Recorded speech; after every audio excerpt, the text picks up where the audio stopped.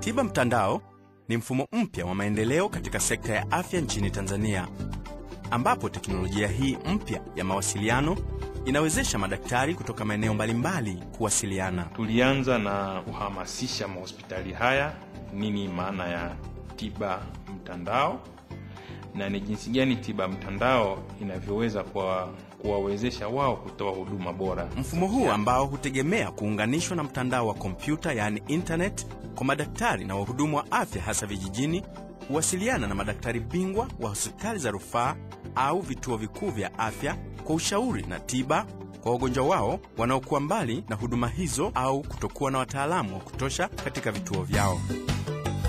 Kanisa la Kiinjili la Kilutheri Tanzania linaendesha tiba mtandao kupitia mradi wake wa teknolojia ya habari na mawasiliano, yani Teknohama, kwa ushirikiano na Tume ya Kikristo ya Huduma za Jamii CSSC kupitia kitengo cha afya mtandao kwa ufadhili wa mashirika ya IICD na CODAID ya Uholanzi. Tiba mtandao ulianza mwaka 2008 mwezi wa kwanza. Jinsi ya kutumia tiba mtandao. Daktari anapoona kuwa tatizo la mgonjwa ni kubwa na linahitaji ufumbuzi au msaada kutoka kwa madaktari bingwa wa ugonjwa huo, atafungua internet na kuandika http://telemed.ipath.ch/Tanzania. Itatokea sehemu yenye maelekezo ambayo daktari anahitajika kuijaza kwa kutoa maelezo ya tatizo la mgonjwa na kuingia katika majadiliano na madaktari wenzie kwa kueleza tatizo katika mtandao.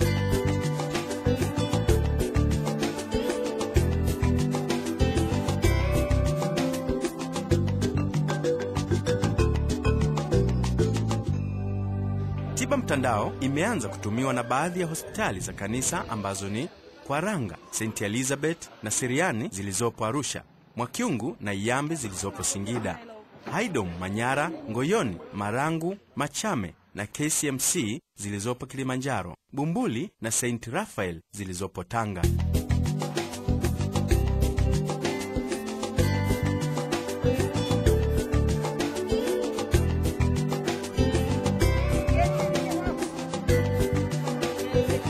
Baadhi ya madaktari wanaotumia teknolojia hii wanaeleza ugumu uliokuwepo kabla ya kuanza kutumia mfumo huu na jinsi mfumo huu kwa sasa unavyowasaidia katika kurahisisha utoaji wa huduma na kupunguza gharama kwa wagonjwa. Siku za nyuma tulikuwa tunatumia simu au kusafiri kwenda kupeleka picha au x-ray na kadhalika.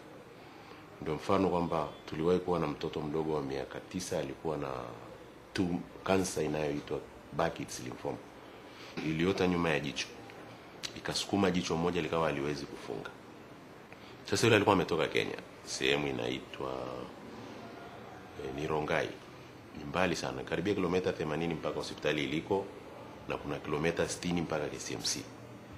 Sasa tulipochunguza tukaona kwamba ni kansa inahitaji dawa. Sasa sisi huwa tutoi dawa hizo. Tukakubaliana na mgonjwa, tukaandika barua kwamba ampeleke KCMC atatibiwa. Lakini mgonjwa alipofanya zile gharama akakuta kwamba haitawezekana. Kitu alichofanya, alisema anaenda nyumbani kukusanya nguvu aende baada ya wiki moja. Lakini taarifa zilizokuja ni kwamba yule mtoto hakupelekwa popote, lile jicho likashindikana kufunga, hata akilala linakuwa wazi, likatoboka. Kilichofuata ni mauti.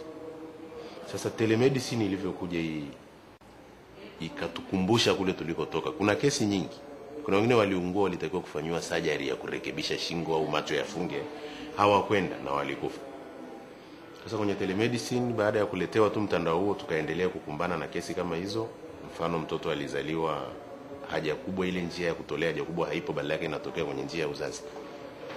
Ndani ya siku 3 baada ya sisi kumpokea kutoka Chumvini, Kenya, tuliweza kupiga picha tukaweka kwenye hiyo mtandao wa medicine kwa njia ya mtandao, tukaposti, madaktari husika wakaisoma, wakaelewa, wakatoa maelekezo yao mara moja, tukampeleka KCMC. Ndani ya wiki moja akafanywa operation.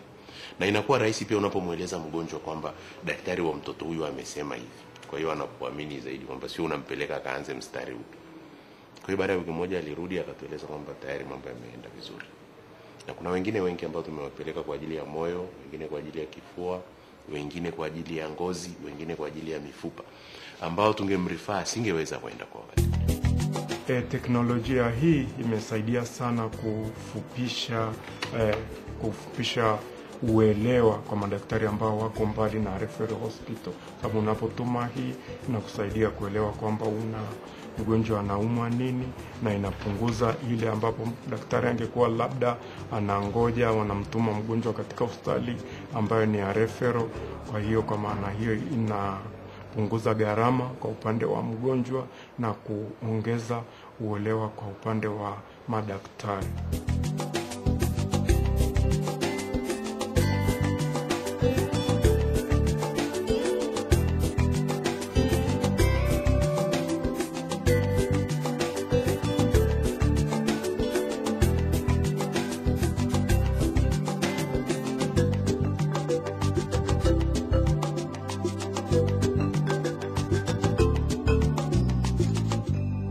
Mmoja kati ya washauri kutoka KCMC anaeleza jinsi anavyopokea kesi mbalimbali kutoka hospitali za vijijini na jinsi anavyotoa ushauri wa kesi hizo kupitia tiba mtandao.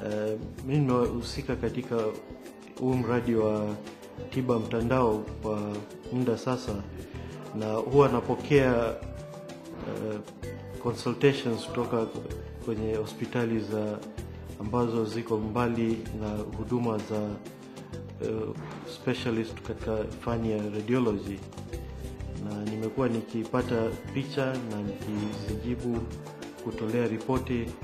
Kwa hiyo huwa najitahidi mara nyingi natoa ushauri katika masaa 24 na hakikisha kwamba wanapata majibu yao ili waweze kumhudumia mgonjwa.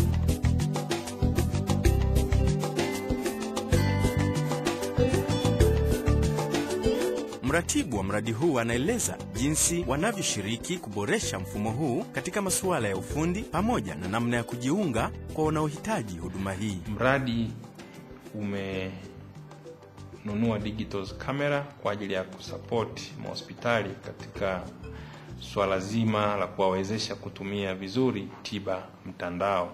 Kwa wale wote, nikimaanisha kwamba madaktari ama mahospitali ambao wanataka kujiunga na tiba mtandao katika nchi yetu ya Tanzania, wanaweza kujiunga kwa kuwasiliana na kitengo cha kompyuta cha Kanisa la Kiinjili la Kilutheri Tanzania na kuwapangia group discussion kulingana na qualifications, pia kulingana na magrupu mbalimbali ambayo watapenda kujiunga. Kuna magrupu mengi kama gynecology, surgery, pediatric na department mbalimbali ambazo ziko hospitalini.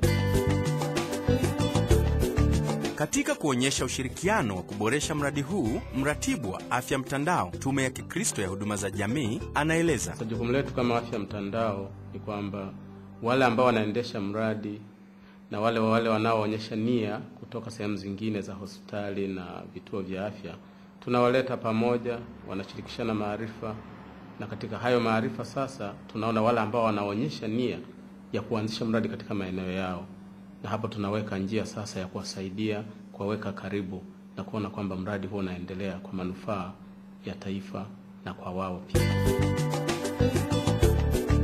Tume ya Kikristo ya Huduma za Jamii ni mdau mkubwa wa utoaji huduma ya afya kwa jamii kwa kushirikiana na serikali. Hivyo ushirikiano huu unachangia kuendeleza mradi huu wa tiba mtandao. Mkurugenzi wa CSSC anaeleza. CSSC imekuwa inaendeleza kutafuta njia hizi ambazo zinaweza kusaidia watoa huduma, kwa vile vituo vya makanisa vingi vina matatizo ya wataalamu.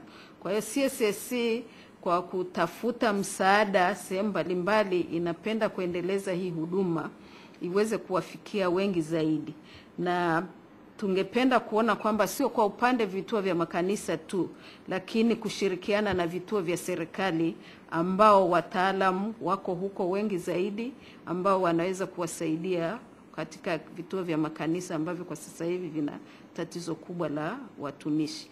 Kwa hiyo CSSC ingependa kushirikiana na serikali na wadau wengine wote ambao wanaweza kusaidia utaratibu huu ukaenea kwa nchi nzima, hasa kule vijijini ambako kuna shida zaidi ya watumishi. Ni changamoto sasa kwa serikali kupitia Wizara ya Afya na wadau wengine kushiriki kikamilifu na kuiendeleza huduma hii ya tiba mtandao ili iweze kuleta tija kwa taifa na kuwanufaisha Watanzania wengi, kwani huduma hii inarahisisha na kupunguza gharama na muda wa kupata huduma kwa wagonjwa hasa wanaoishi vijijini.